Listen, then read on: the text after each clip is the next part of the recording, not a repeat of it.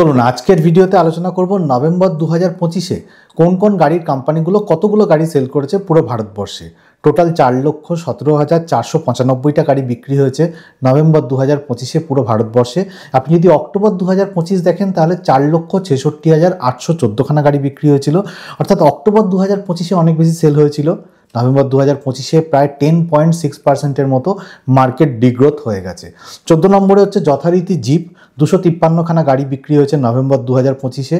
আপনি যদি অক্টোবর 2025 দেখেন 329খানা গাড়ি বিক্রি হয়েছিল, অর্থাৎ 23%-এর মতো মার্কেট ডিগ্রোথ করেছে। বাকি যে 13খানা গাড়ি সম্পর্কে বলবো সেগুলো সবকটা গাড়িরই কিন্তু অক্টোবর 2025-এর তুলনায় নভেম্বর 2025-এ মার্কেট ডিগ্রোথই হয়েছে। 13 নম্বর পজিশনে হচ্ছে সিট্রয়েন। নভেম্বর 2025-এ 1224খানা গাড়ি বিক্রি হয়েছে, অক্টোবর 2025-এ 1426খানা গাড়ি বিক্রি হয়েছিল, অর্থাৎ 14%-এর মতো, প্রিসাইজলি 14.2%-এর মতো মার্কেট ডিগ্রোথ হয়েছে। তবে সিট্রয়েনের দিক থেকে একটা ভালো জিনিস যে সিট্রয়েন যেভাবে মার্কেটিং পজিশনিং করেছিল শুরুর দিকে, সিট্রয়েন যখন লঞ্চ হয়েছিল তখন তো খুব চিপ সেগমেন্ট, চিপ বলাই ভালো, কারণ এই সমস্ত গাড়িতে বিশেষ কিছু ফিচার্স থাকতো না, তখন সেই সেগমেন্টকেই এরা টার্গেট করার চেষ্টা করেছিল। কিন্তু ইন্ডিয়ান যে মার্কেটটা আছে সেটা হচ্ছে যথেষ্ট কমপ্লেক্স মার্কেট। তাই ইন্ডিয়ান মার্কেট কি চায়, যে কম দাম দেবো অথচ ভালো ফিচার্স চাই। সেটা নিয়ে আমি একটা পরে ভিডিও করে দেবো যে ইন্ডিয়ান কাস্টমাররা কীভাবে থিঙ্কিং করে। তো যাই হোক, ইন্ডিয়ান কাস্টমাররা ভাবে যে আমার কম দাম দিতে হবে কিন্তু জিনিস ভালো চাই এবং তাতে ফিচার্সও ভর্তি থাকা চাই। তো সেই জন্য সিট্রয়েনের গাড়ি প্রথম দিকে বিক্রি হচ্ছিল না, কারণ এতে যে ফিচার্সগুলো থাকে সেগুলো কম দেওয়া হচ্ছিল। কিন্তু এখন ব্যাসাল্টের যে এক্স ভেরিয়েন্ট এসছে কিংবা এয়ার ক্রসের যে এক্স ভেরিয়েন্ট এসছে তাতে কিন্তু যথেষ্ট পরিমাণে ফিচার্স দেওয়া হচ্ছে, আর সেটারই ফল দেখতে পাচ্ছি। কারণ জিপ আর সিট্রয়েন প্রথমে কাছাকাছি সেল হতো, কিন্তু এখন সিট্রয়েন ক্রমশ দূরত্ব বাড়াচ্ছে জিপের থেকে। 12 নম্বর পজিশনে হচ্ছে নিশান। 1908খানা ইউনিট বিক্রি হয়েছে নভেম্বর 2025-এ, অক্টোবর 2025-এ 2615খানা ইউনিট বিক্রি হয়েছিল, অর্থাৎ 27%-এর মতো মার্কেট ডিগ্রোথ হয়েছে। তবে নিশানের শুধুমাত্র ম্যাগনাইট গাড়িটাই আছে, এছাড়া এদের যে সিবিইউ রুট দিয়ে এক্সট্রেল গাড়িটা আনা হয়েছে সেই গাড়িটাও চলে, কিন্তু খুব একটা বিক্রি হয় না। নিশান ম্যাগনাইটই কিন্তু মেজরলি গাড়িটা সেল ধরে রয়েছে নিশান কোম্পানির। 11 নম্বর পজিশনে হচ্ছে ফক্সওয়াগন। 3342খানা ইউনিট বিক্রি হয়েছে নভেম্বর 2025-এ, অক্টোবর 2025-এ 4048খানা ইউনিট বিক্রি হয়েছিল, অর্থাৎ 17.4%-এর মতো মার্কেট ডিগ্রোথ হয়েছে। আমি কেন জানি না ফক্সওয়াগন স্কডার মতো কাইল্যাক গাড়ি বার করেনি, কিন্তু ফক্সওয়াগনের যে টার্গেট কাস্টমার সেটা আমার মনে হয় ক্রমশ চেঞ্জ হয়ে যাচ্ছে, কারণ এদের স্টার্টিং সেগমেন্টের যেটা গাড়ি সেটা হচ্ছে ফক্সওয়াগন ভার্টাস, কিন্তু ক্রমেই এরা ওপর দিকে উঠছে এবং এখন দেখা যাচ্ছে যে এদের যে গল্ফ জিটিআই গাড়িটা আছে সেটার এক্স শোরুম প্রাইস পড়ে যাচ্ছে 50.91 লাখের মতো, এবং এতে 2 লিটারের টিএসআই ডিসিটি ইঞ্জিন আছে যার পাওয়ার হচ্ছে 261 বিএইচপির মতো। এছাড়া এদের টিগুয়ান আরলাইন গাড়িটাও আছে যেটার এক্স শোরুম প্রাইস হচ্ছে 45,73,000 টাকার মতো। এতেও 2 লিটারের টিএসআই ইঞ্জিন আছে, ডিসিটি ইঞ্জিন আছে রাদার, এবং সেটাও 201 বিএইচপির মতো পাওয়ার জেনারেট করছে। আমার মনে হচ্ছে যে ফক্সওয়াগন যেন এরকম একটা জিনিস ভেবে নিয়েছে, আমরা ভালো জিনিস দেবো, তাতে কোনো কম্প্রোমাইজ করব না এবং সেটা ক্লাস লিডিং প্রোডাক্ট হবে।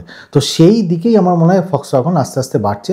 সেই জন্য হয়তো ফক্সওয়াগনের সেল কমে যেতে পারে আমার যেটা মনে হয়, কিন্তু এদের যে কোয়ালিটি সেই কোয়ালিটিটা হয়তো আরও বেটার মেনটেন হবে, এটা আমার জাস্ট মনে হয়। 10 নম্বর পজিশনে হচ্ছে রেনো। নভেম্বর 2025-এ 3662খানা ইউনিট বিক্রি হয়েছে, অক্টোবর 2025-এ 4672খানা ইউনিট বিক্রি হয়েছিল, অর্থাৎ 21.6%-এর মতো মার্কেট ডিগ্রোথ হয়েছে রেনো কোম্পানির। কিন্তু রেনো 2026-এ ডাস্টার গাড়ি আনবে এবং সেই ডাস্টার গাড়িতে অনেক রকম ফিচার্স থাকবে, যেমন 10.1 inch touchscreen infotainment system, 7 inch digital cluster, wireless smartphone mirroring, dual zone AC, ওটা আপডেটস, এছাড়া ADAS, 6 airbags, electronic stability control, এবং ইনিশিয়ালি এটা পেট্রোল ভেরিয়েন্টে আসবে, তবে এটা শোনা যাচ্ছে এটা স্মার্ট হাইব্রিডেও আসতে পারে এবং সিএনজিতেও আসতে পারে, তবে এটা কনফার্ম নয়। কিন্তু ডাস্টার কিন্তু ইউরো এনসিপি ক্র্যাশ টেস্টে 3 স্টার রেটিং এনেছে। এরকম নানান ধরনের সেফটি ফিচার্স থাকবে। তো দেখা যাক ডাস্টার এলে রেনো কিভাবে সেলটা বাড়ে সেটার জন্য আমরা কিন্তু অপেক্ষা করে আছি, কারণ 2026 তো শুরুর দিকে লঞ্চ হয়েই যাচ্ছে ডাস্টার গাড়ি। 9 নম্বর পজিশনে হচ্ছে হন্ডা। নভেম্বর 2025-এ 5204 খানা ইউনিট বিক্রি হয়েছে। অক্টোবর 2025-এ 6394 খানা ইউনিট বিক্রি হয়েছিল, অর্থাৎ 18.6%-এর মতো মার্কেট ডিগ্রোথ হয়েছে। একটা অদ্ভুত জিনিস ঘটেছে, হন্ডার যে WRV RS এডিশনটা আছে, যেটা হচ্ছে ইন্দোনেশিয়ান স্পেক, সেই গাড়িটাকে কিন্তু ইন্ডিয়াতে রোড টেস্টিং করতে দেখা গেছে। কী জন্য রোড টেস্টিং হচ্ছে, কেন হচ্ছে, সেটা সম্পর্কে কিন্তু পরিষ্কার ধারণা নেই। তবে এটুকু তো শিওর যে হন্ডা এরকম দাবি করেছে যে আগামী 3-4 বছরের মধ্যে, ইনফ্যাক্ট 2030-এর মধ্যে এরা 10খানা নতুন গাড়ি আনবে, তার মধ্যে 7খানা গাড়ি কিন্তু SUV সেগমেন্টের হবে।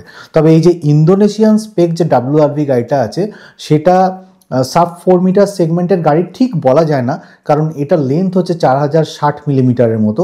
তাই অবভিয়াসলি WRV আমার মনে হয় না যে সাব 4 মিটার সেগমেন্টে যে সমস্ত গাড়িগুলো আছে তার সাথে কম্পিট করবে বা করতে চাইবে। তবে হ্যাঁ, ওটাকে যদি একটু ছোট করে আনে, মানে 3995 মিলিমিটারের মতো করে WRVটাকে যদি হন্ডা রিলঞ্চ করে ইন্ডিয়াতে, তাহলে ডেফিনেটলি টাটা নেক্সন কিংবা স্কডা কাইল্যাক, ব্রিজা এই সেগমেন্টের গাড়িগুলোকে, ইনফ্যাক্ট হুন্ডাইয়ের যে ভেনু কিংবা সনেট, এই গাড়িগুলোকে কিন্তু কম্পিটিশানে ফেলে দেবে। তবে সেটা যখন আসবে তখন দেখা যাবে ফিচার্সের ওপর ডিপেন্ডেন্ট হচ্ছে। অবশ্যই সাব 4 মিটার সেগমেন্টে ফিচার রিচ গাড়ি একটা আলাদা ক্রাইটেরিয়া বা আলাদা অ্যাডভান্টেজ ক্যারি করে। 8 নম্বর পজিশনে হচ্ছে স্কডা। 5491টা ইউনিট বিক্রি হয়েছে নভেম্বর 2025-এ। অক্টোবর 2025-এ 8252টা ইউনিট বিক্রি হয়েছিল, 33.5%-এর মতো মার্কেট ডিগ্রোথ করেছে। আপনারা জানেন যে স্কডার যে কাইল্যাক গাড়িটা আছে সেটাই কিন্তু মেজরলি স্কডা সেলটাকে ধরে রেখেছে। 7 নম্বর পজিশনে হচ্ছে MG। 5754 খানা গাড়ি বিক্রি হয়েছে নভেম্বর 2025-এ। অক্টোবর 2025-এ 6397টা গাড়ি বিক্রি হয়েছিল, অর্থাৎ 10%-এর মতো মার্কেট ডিগ্রোথ হয়েছে। তবে এমজির তরফ থেকে না একটা থ্রেট আছে, কারণ ওভারঅল ইভির যে সেলটা সেটা কিন্তু পোস্ট জিএসটি 2.0, যেটা অনেক গাড়ির দাম কমেছে, সেটা কমে যাওয়ার পর থেকে কিন্তু ইভি গাড়ির সেল অনেকটা কমে গেছে। আর সেই জন্যে এমজির যে সমস্ত গাড়িগুলো আছে, যেমন এমজির যে কমেট গাড়িটা আছে তাতে 1 লাখ টাকার মতো বেনিফিট দেওয়া হচ্ছে। এছাড়া জেডএস ইভি যে গাড়িটা আছে সেটা 1,35,000 টাকার মতো বেনিফিট দেওয়া হচ্ছে, যাতে এমজির সেলটা একটু বাড়ে। 6 নম্বর পজিশনে হচ্ছে কিয়া। 25,489টা ইউনিট বিক্রি হয়েছে নভেম্বর 2025-এ। অক্টোবর 2025-এ 29,556টা গাড়ি বিক্রি হয়েছিল, অর্থাৎ 13.8%-এর মতো মার্কেট ডিগ্রোথ হয়েছে। আপনারা অনেকেই জানেন যে কিয়ার যে সেলটস গাড়িটা সেটার ফেসলিফট আসছে, সেটা সম্পর্কে একটা ডেডিকেটেড ভিডিও আমি পারলে করে দেবো। তবে আমার মনে হয় যে কিয়া সেলটস যদি আসে, ডেফিনেটলি কিয়ার সেলটা একটু হলেও বাড়বে। 5 নম্বর পজিশনে হচ্ছে টয়োটা। নভেম্বর 2025-এ 30,085টা ইউনিট বিক্রি হয়েছে। অক্টোবর 2025-এ 40,257টা ইউনিট বিক্রি হয়েছিল, অনেক বেশি বিক্রি হয়েছিল, কিন্তু সেখান থেকে সেলটা অনেকটা পড়েছে এবং 25%-এর মতো মার্কেট ডিগ্রোথ হয়েছে। টয়োটার তরফ থেকে একটা আর্জি জানানো হয়েছে গভর্নমেন্টকে। ওরা এরকম চিন্তাভাবনা করছে যে ওরা ফ্লেক্স ফুয়েলের গাড়ি আনতে পারে এবং হাইব্রিডাইজড ফ্লেক্স ফুয়েলের গাড়িও আনতে পারে। এবার এই সমস্ত যে গাড়িগুলো আছে না, ফ্লেক্স ফুয়েল বা হাইব্রিডাইজড ফ্লেক্স ফুয়েল, সেগুলো বানাতে কিন্তু নর্মাল যে সমস্ত আইস ভার্সনের গাড়িগুলো হয় তার থেকে কিন্তু অনেকটা খরচা বেশি পড়ে। যেমন ধরুন না, ফ্লেক্স ফুয়েল যে গাড়িটা আছে সেটা বানাতে নর্মাল আইস গাড়ি বানাতে যে খরচা হয় তার থেকে 40 থেকে 45,000 টাকার মতো খরচা বেশি পড়ে। আবার যে হাইব্রিডাইজড ফ্লেক্স ফুয়েলটা আছে সেটা বানাতে 3 লাখ থেকে 3.5 লাখ টাকার মতো খরচা বেশি পড়ে নর্মাল যে আইস গাড়ি আছে তার তুলনায়। সুতরাং এই খরচাটা তো বেশি প্রথমে পড়েই যাচ্ছে। এবার তার উপর গভর্নমেন্টের যে ট্যাক্স পলিসি আছে, সেই ট্যাক্স পলিসিটা যখন লাঘব হয় তখন আলটিমেটলি ফ্লেক্স ফুয়েলের গাড়ির দাম প্রায় 80-85 হাজার টাকার মতো বেশি দাম পড়ে যায়। আর হাইব্রিডাইজড যে ফ্লেক্স ফুয়েলটা আছে সেটার দাম প্রায় 5 লাখ টাকার মতো বেশি পড়ে যায়। তো সেই জন্য টয়োটার তরফ থেকে জানানো হয়েছে যে যেন ট্যাক্স রিলিফ কিছুটা দেওয়া হয়, যাতে করে এই গাড়িগুলো কম্পিটিটিভ প্রাইস রাখা যায় এবং কম্পিটিটিভ দামে কাস্টমারকে বেচা যায়। তো এটাই হচ্ছে টয়োটার একটা আর্জি গভর্নমেন্টকে। তো দেখা যাক গভর্নমেন্ট কি স্টেপ নেয়। এবার 4 নম্বর পজিশনে চলে যাই। হুন্ডাই। 50,340টা গাড়ি বিক্রি হয়েছে নভেম্বর 2025-এ। অক্টোবর 2025-এ 53,792টা গাড়ি বিক্রি হয়েছিল, অর্থাৎ 6.4%-এর মতো মার্কেট ডিগ্রোথ হয়েছে। হুন্ডাইয়ের যে ক্রেটা গাড়িটা আছে এবং ভেনু গাড়িটা আছে, মেজরলি এই দুটো গাড়ি কিন্তু হুন্ডাই সেলটা ধরে রেখেছে এবার আপনারা জানেন যে টাটা সিয়েরা গাড়ি আসছে। টাটা সিয়েরা গাড়ি এলে হুন্ডাই ক্রেটার সেল কীরকম হবে না হবে সেটা নিয়ে আমি একটা ডিটেলে ভিডিও করেছিলাম। কোন কোন ক্ষেত্রে ক্রেটা এগিয়ে আছে, কোন কোন ক্ষেত্রে সিয়েরা এগিয়ে আছে, সেটার একটা তুল্যমূল্য বিচারও করেছিলাম এবং ওই ভিডিওর মধ্যে অনেকগুলো পার্ট ছিল, তো এটা ওয়ান অফ দ্য পার্ট। তো সেই ভিডিওটা যদি দেখতে চান তাহলে এখানে আই বাটনে ক্লিক করে দেখে নিতে পারেন। 3 নম্বর পজিশনে হচ্ছে মাহিন্দ্রা, 56,336টা ইউনিট বিক্রি হয়েছে নভেম্বর 2025-এ, 71,624টা ইউনিট বিক্রি হয়েছিল অক্টোবর 2025-এ। 21%-এর মতো, রাদার 21.3%-এর মতো মার্কেট ডিগ্রোথ করেছে মাহিন্দ্রা কোম্পানি। তবে মাহিন্দ্রা কোম্পানিরও যে XCV9 গাড়িটা আছে সেটাতে বেনিফিট দেওয়া হচ্ছে, ইনফ্যাক্ট 3.5 লাখ টাকার মতো একটা ইনসেন্টিভ দেওয়া হচ্ছে। 2 নম্বরে হচ্ছে টাটা, নভেম্বর 2025-এ 57,436খানা গাড়ি বিক্রি হয়েছে, অক্টোবর 2025-এ 61,134টা ইউনিট বিক্রি হয়েছিল, অর্থাৎ 6%-এর মতো মার্কেট ডিগ্রোথ হয়েছে। আপনারা জানেন যে টাটা কার্ভ যবে থেকে লঞ্চ হয়েছে সেভাবে বিক্রি হচ্ছে না, তাই টাটা কার্ভের যে RS মডেলটা আছে তাতেও 3.5 লাখ টাকার মতো একটা বেনিফিট দেওয়া হচ্ছে। এছাড়া আপনারা জানেন যে টাটা যে সিয়েরা গাড়িটা সেটা মার্কেটে লঞ্চ হয়ে গেছে, ইনফ্যাক্ট লঞ্চ ইভেন্ট তো এদের হয়েই গেছে, এবার খুব তাড়াতাড়ি এদের ডেলিভারিও শুরু হয়ে যাবে জানুয়ারি মাসে। তো দেখা যাক জানুয়ারি মাসের ডেলিভারি হলে টাটার সেলটা কোথায় গিয়ে দাঁড়ায়, 2 নম্বর পজিশনটা ধরে রাখে নাকি আবার নিচের দিকে নেমে যায়। সম্ভবত 2 নম্বর পজিশনটা ধরে রাখবে টাটা। আর 1 নম্বর পজিশনে হচ্ছে মারুতি, নভেম্বর 2025-এ মারুতি সুজুকি 1,70,971টা গাড়ি সেল করেছে, অক্টোবর 2025-এ 1,76,318খানা গাড়ি বিক্রি হয়েছিল, অর্থাৎ মাত্র 3%-এর মতো ডিগ্রোথ হয়েছে মারুতি সুজুকির সেলসে।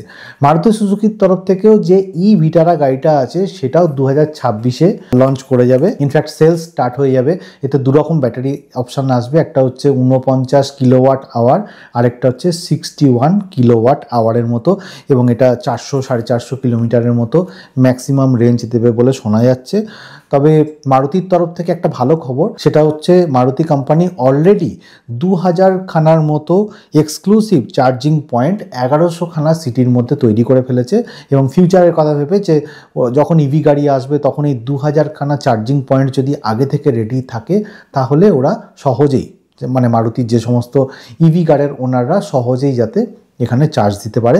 এবং এদের একটা ফিউচার পাথ হচ্ছে এরকম যে আগামী 3-4 বছরের মধ্যে, মানে 2030-এর মধ্যে 1 লাখের মতো এরা চার্জিং পয়েন্ট তৈরি করবে। ওদের মোটোই হচ্ছে যে প্রত্যেক 5-10 কিলোমিটারের মধ্যে যেন একটা করে battery, in fact EV battery charging point থাকে। তো যাই হোক, আজকের ভিডিওতে এগুলোই আলোচনা করার ছিল, কোন কোন কোম্পানির গাড়িগুলো কতগুলো সেল করেছে নভেম্বর 2025-এ। ভিডিওটা যদি ভালো লাগে তাহলে লাইক, শেয়ার, কমেন্ট করবেন, আর চ্যানেলটা ভালো লাগলে সাবস্ক্রাইব করে নেবেন। আর যারা 4 হুইলার চালান তারা সিট বেল্ট পরবেন, যারা 2 হুইলার চালান হেলমেট পরবেন। খুব ভালো থাকবেন।